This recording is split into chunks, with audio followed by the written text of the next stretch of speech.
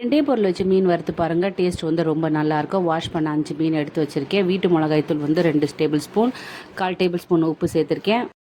உப்பையும் மிளகாத்தூளையும் ஃபஸ்ட்டு வந்து மிக்ஸ் பண்ணிடலாம். தண்ணி சேர்க்காமல் இதை வந்து மீன் மேலே வந்து ஒரு கோட்டிங் கொடுத்துடலாம். மீன் வாஷ் பண்ணி வச்சுருக்கனால அதில் கொஞ்சம் தண்ணி இருக்கும், அதனால் வந்து ஃபஸ்ட்டு சேர்க்க வேணாம். இப்போ கொஞ்சமாக தண்ணி சேர்த்துட்டு நல்லா மிக்ஸ் பண்ணிவிட்டு திரும்ப வந்து மேலே வந்து ஒரு மீன் மேலே ஒரு கோட்டிங் கொடுங்க. மசாலா மிக்ஸ் பண்ணி வச்சதுக்கப்புறமா ஒரு 10 மினிட்ஸ் ரெஸ்ட் விட்டுடலாம். 10 நிமிஷம் ஆனதுக்கப்புறமா கேஸ் அடுப்பில் ஒரு தவா வச்சுருக்கேன். 2 எண்ணெய் வந்து சேர்த்துருக்கேன். சேர்த்ததுக்கப்புறம் மீனை வந்து ஒன்று ஒன்றா வந்து சேர்த்துடலாம். சேர்த்துட்டு மீடியம் ஃப்ளேமில் வந்து ஒரு 5 மினிட்ஸ் வந்து குக் ஆகட்டும். 5 மினிட்ஸ் ஆனதுக்கப்புறமா மீனை வந்து திருப்பி போடுங்க. ஒரு பக்கம் மீன் நல்லா வெந்திருக்கு. மீனை திருப்பி போட்டதுக்கப்புறமா கொஞ்சம் போல் வந்து கருவேப்பிலை ஆட் பண்ணிக்கலாம். மீனை 2 பக்கமும் வெந்ததுக்கப்புறமா கேஸ் ஆஃப் பண்ணிவிட்டு மீனை வந்து எடுத்து வச்சிடலாம்.